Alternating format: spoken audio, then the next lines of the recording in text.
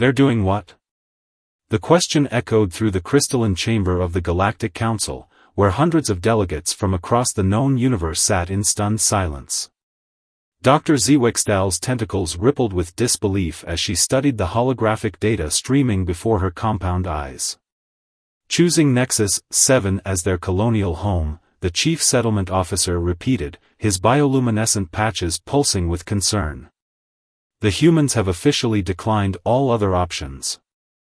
A murmur of confusion swept through the chamber. Nexus 7 had been classified as a death-class world for good reason. Its atmosphere was a cocktail of corrosive gases. The surface temperature fluctuated between scalding days and freezing nights. Razor storms of crystalline shards regularly scoured the landscape, while electromagnetic anomalies made standard shielding useless. Dr. Zwixtal extended a manipulator tendril toward the projection, rotating the planet's image. Have they gone mad? We offered them paradise-class worlds. Stable systems. Perfect conditions for their biology.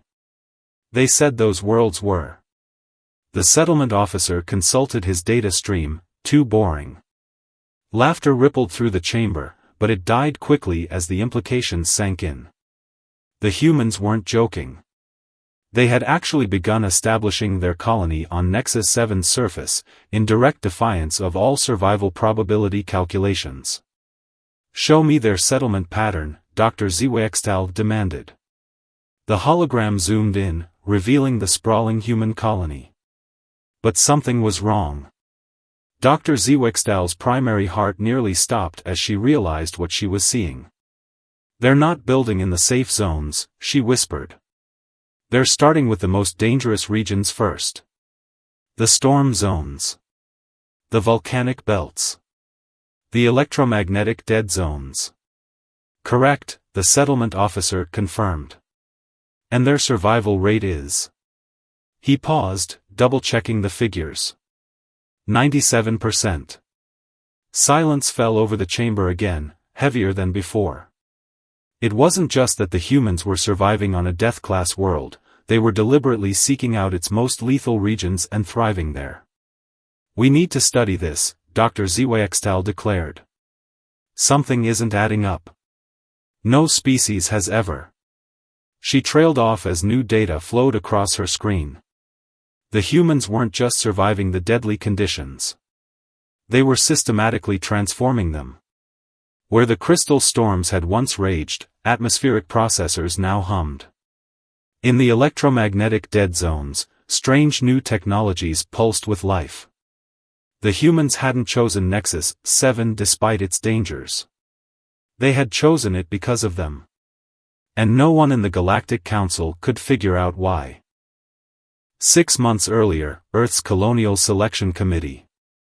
Dr. Elena Chen stared at the holographic displays floating before her, each one showing a different paradise world offered by the Galactic Council.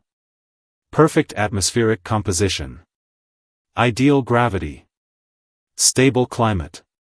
Her colleagues around the conference table wore expressions of increasing frustration as she systematically rejected each option. We can't afford paradise, she said finally, shutting down the displays with a wave of her hand. The room plunged into shadow, lit only by the pale glow of Earth's ravaged atmosphere filtering through the reinforced windows. Outside, the protective dome over New Shanghai shimmered, holding back the toxic storms that had driven humanity into these last remaining shelters. The Council is offering these worlds for free, Ambassador Williams protested, his weathered face creased with concern. They're giving us a chance to survive. Elena pulled up a new set of projections. Look at the development curves. Every species that's accepted a paradise world has stagnated. Some even regressed. The Meridians. The Chulari. The Xenomorphs. They all followed the same pattern, initial prosperity, followed by cultural entropy and eventual decline. We're dying here, General Rivera cut in. Earth has maybe 20 years left before the environmental cascade becomes irreversible. These domes won't last forever. Exactly. Elena's voice carried an edge of intensity that made everyone lean forward. We don't have the luxury of stagnation. We need to grow. To advance.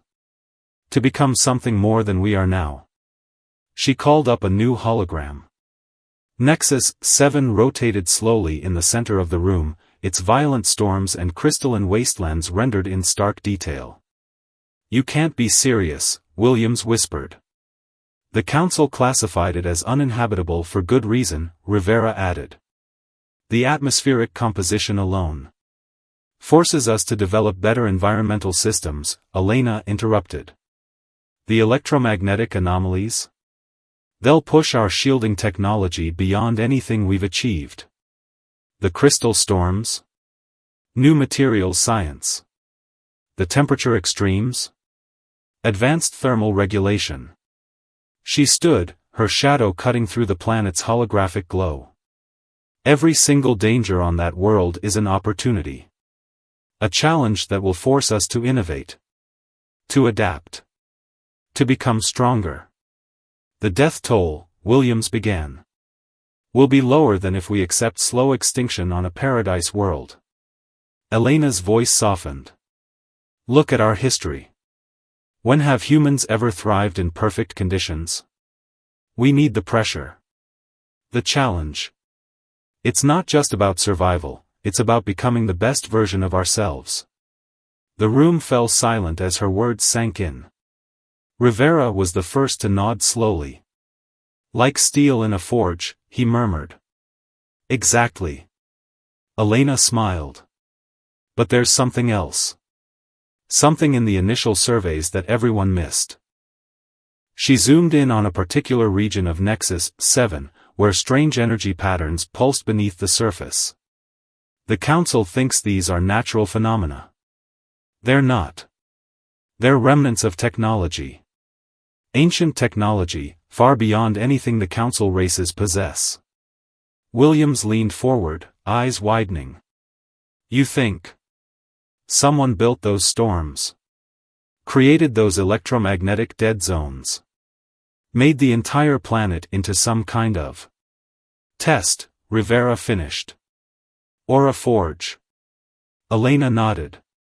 And whatever they were forging, they were doing it on a scale that makes our current technology look like stone tools. If we can understand it, adapt to it. We don't just survive, Williams breathed. We leap forward generations. Maybe centuries. But we have to earn it. Elena's expression hardened. Every insight. Every advancement. Every piece of knowledge will be paid for in sweat and blood and relentless effort. That's why we start with the most dangerous zones first. That's where the most valuable secrets will be. The hologram cast their shadows long against the walls as they sat in contemplative silence.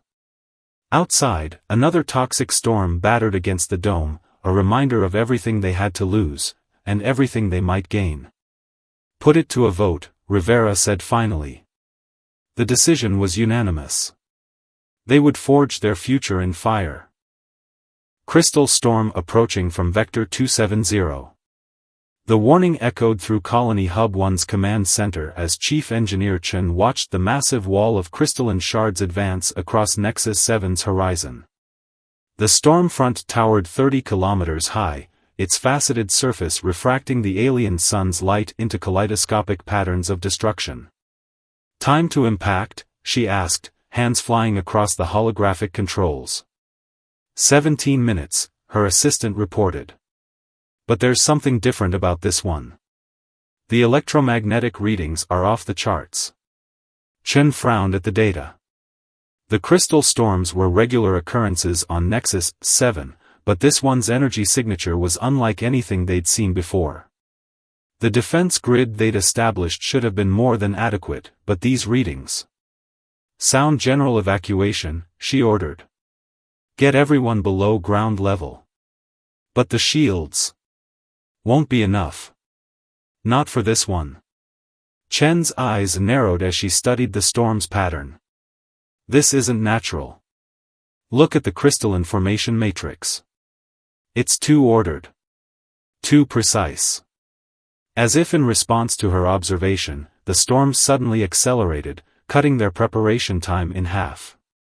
Warning klaxons blared throughout the colony as people rushed to the underground shelters. But Chen remained at her station, watching the storms approach with an expression of growing wonder. "It's testing us," she whispered. The first crystals struck the outer shields with the force of artillery shells. The barrier flickered but held, until the electromagnetic pulse hit. In an instant, every system in the colony went dark.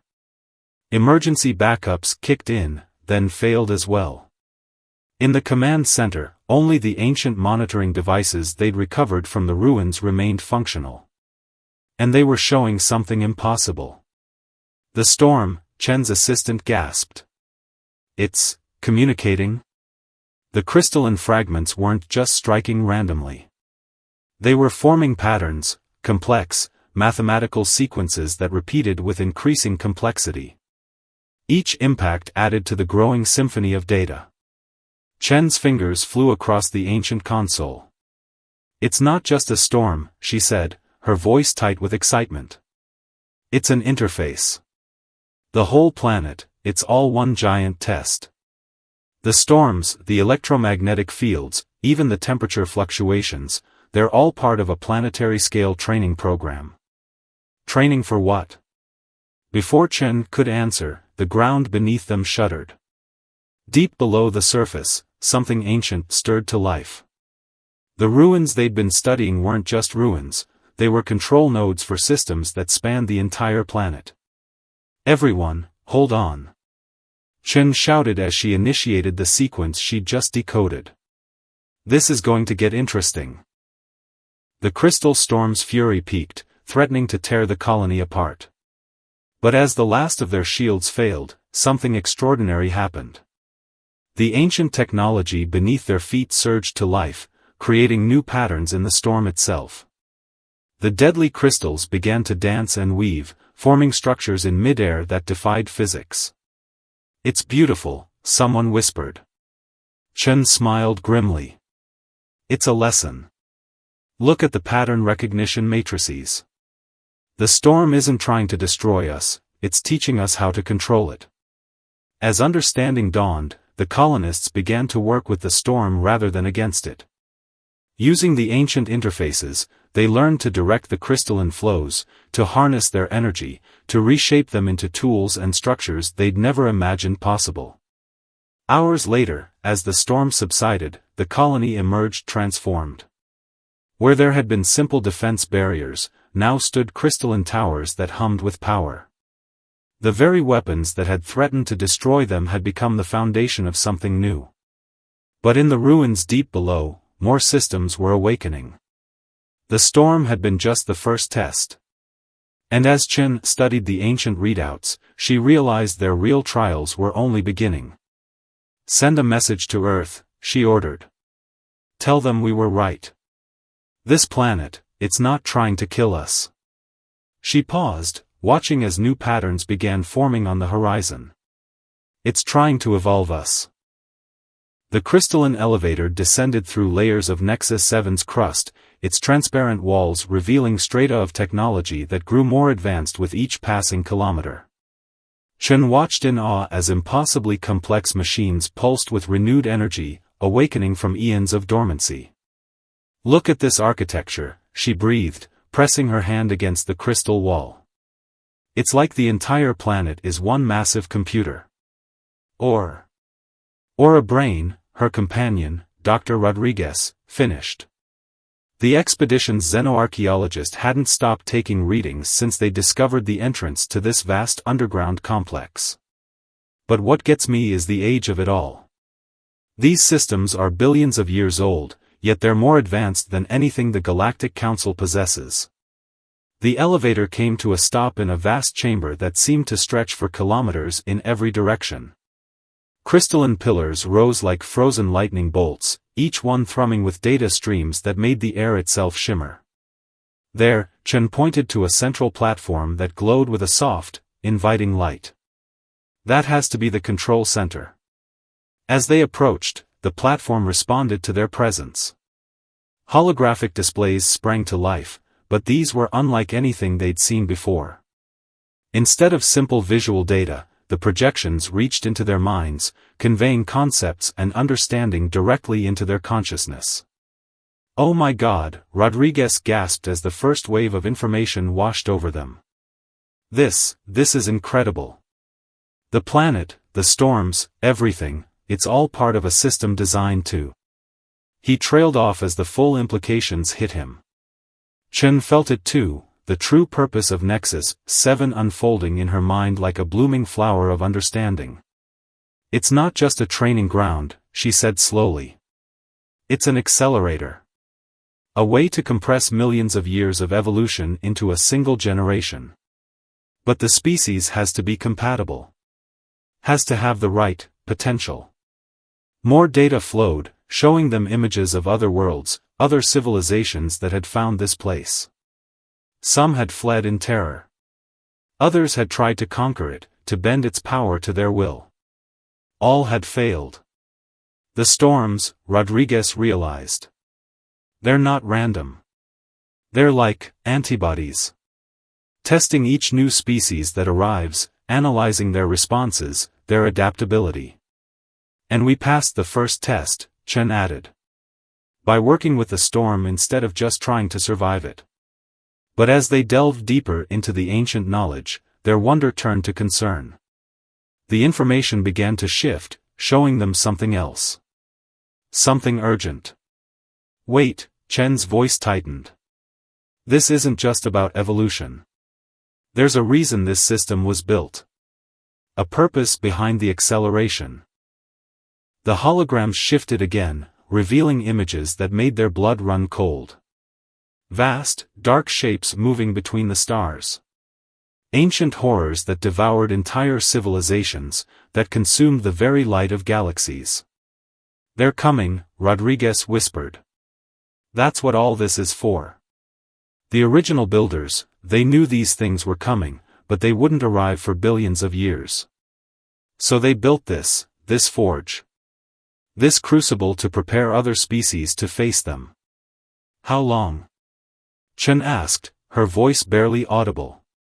The answer appeared in their minds with terrifying clarity.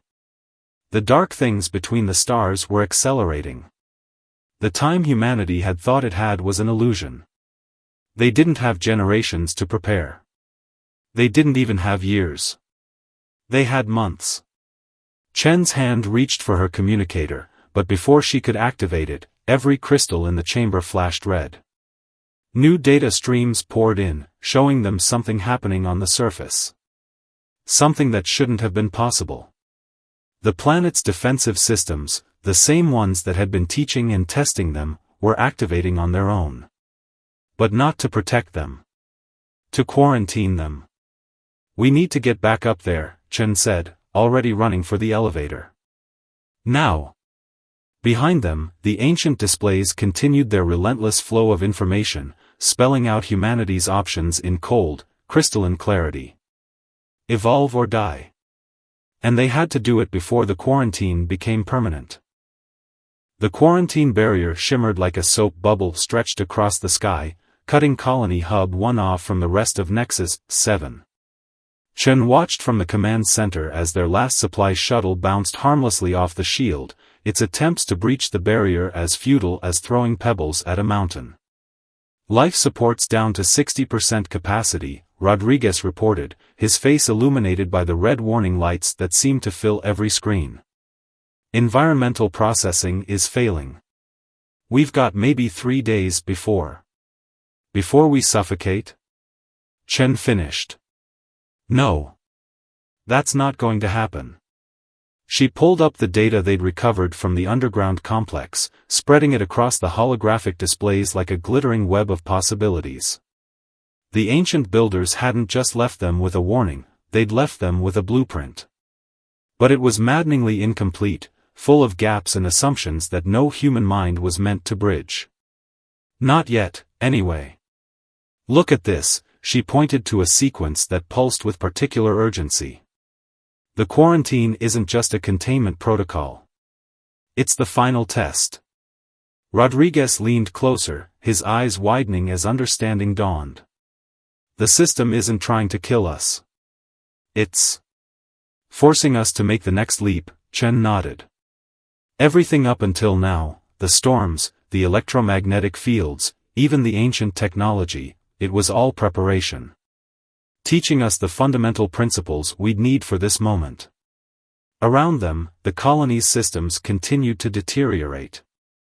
The crystalline structures they'd learned to build began to vibrate at frequencies that set teeth on edge. In the medical bay, the doctors reported strange changes in their patients' brain activity. Everyone who'd been exposed to the ancient knowledge was experiencing accelerated neural development. "We're changing," Rodriguez whispered. "The planet isn't just teaching us technology, it's rewiring us. Making us into something that can understand its systems at a fundamental level." Chen felt it too, concepts that had been incomprehensible hours ago were now starting to make sense. The gaps in the ancient blueprints were filling themselves in as her mind expanded to accommodate new ways of thinking. But it wasn't happening fast enough. "General Rivera," she called over the comm, "I need every colonist who can still walk to gather in the central plaza. We're going to try something that's either brilliant or suicidal. Those tend to be our specialty," Rivera's voice crackled back. "What's the plan?" Chen looked at the failing life support readings, then at the quarantine barrier above. "We're going to link our minds together using the crystalline network. Create a collective consciousness that can process the ancient knowledge fast enough to save us." There was a long pause on the other end. "The risks? Total neural collapse if we fail. Permanent transformation of human consciousness if we succeed." Chen's voice was steady. "But we're out of options and out of time." The response came back without hesitation, "We're with you." Hours later, as the life support systems approached critical failure, 300 colonists stood in a circle in the central plaza. The crystalline towers around them hummed with power, ready to channel their combined consciousness into something entirely new. "Remember," Chen addressed the crowd, "we chose this world because we knew humanity needed to evolve. To become something greater than we are. This is that moment." She raised her hand, and the crystal network activated. 300 minds merged into one, their combined awareness expanding to encompass the entire colony, the planet, the very nature of reality itself. In that moment of unity, they saw everything, the true purpose of Nexus 7, the nature of the coming threat, and most importantly, what humanity would need to become to face it. The quarantine barrier pulsed once, twice. And then changed from red to green. They had passed the test. But as their minds separated and they struggled to process what they'd experienced, one thing became terrifyingly clear: passing the test was just the beginning. The real challenge, the one the ancient builders had prepared this entire world to face, was about to begin. And humanity would face it as something more than human. The Galactic Council's evacuation fleet hung in Nexus 7's orbit like a swarm of metallic insects, their urgent transmissions filling every communication channel. "This is your final warning," the Council President's voice echoed through Colony Hub 1. "Our sensors detect catastrophic planetary changes. You must evacuate immediately. We cannot guarantee your safety if you remain." In the command center, Chen watched the massive energy waves rippling across the planet's surface with a mixture of awe and anticipation. The ancient systems weren't just active now, they were transforming the entire world. "They don't understand," Rodriguez said softly, his eyes showing the same iridescent patterns that now marked all the colonists who'd participated in the mental joining. "They think the planet is destroying itself. Should we tell them?" Rivera asked, his own transformed consciousness reaching out to touch the planet's awakening systems. Chen shook her head. "They're not ready. We barely understand it ourselves." The truth was both simpler and more complex than the Council could comprehend. Nexus 7 wasn't dying, it was entering its final phase of activation. The ancient builders had designed it to respond to a species that could fully interface with its systems, becoming a weapon of unimaginable power. But first, it had to finish remaking its chosen wielders. "Energy spike," one of the technicians called out. "The crystalline matrix is reaching critical resonance." The ground shuddered as vast machines, dormant for billions of years, began to rise from the depths. Massive towers of living crystal burst from the surface, each one humming with frequencies that made reality itself vibrate in sympathy. Hub 2 reports full neural synchronization, Rivera announced. Hubs 3 through 7 confirm the same. The collective consciousness is stable across all colonies. Chen nodded, feeling the thoughts and experiences of thousands of colonists flowing through her mind like a river of light. The transformation they'd begun in their desperate attempt to survive the quarantine had spread, changing them all into something that could truly understand and control the ancient builder's legacy. "Council fleet is launching rescue shuttles," Rodriguez reported. "They're attempting a forced evacuation." Before Chen could respond, the planet itself acted. A gentle pulse of energy rippled outward, catching the incoming shuttles in a web of crystalline light. Rather than destroying them, it simply held them in place, like a parent restraining an overexcited child. "Open a channel," Chen ordered. "All frequencies, all languages." She took a deep breath, knowing that what she said next would change humanity's place in the galaxy forever. "Honored Council," she began, her voice resonating with harmonics that carried deeper meaning than mere words. "We thank you for your concern. But we need you to understand, we're not in danger. We're in metamorphosis." Through their shared consciousness, every colonist contributed to the explanation that followed. They showed the Council the truth about Nexus 7, about the ancient builders, about the darkness approaching from between the stars. About why humanity had been drawn to this deadly world, and what they were becoming. "The storms weren't trying to kill us," Chen continued. "They were teaching us to dance. The electromagnetic fields weren't meant to disable our technology, they were showing us how to reach beyond its limitations. Every challenge this world presented was a lesson, preparing us for what we needed to become." Above them, the crystalline towers began to pulse in harmony, each frequency adding to a symphony of transformation that reached into space itself.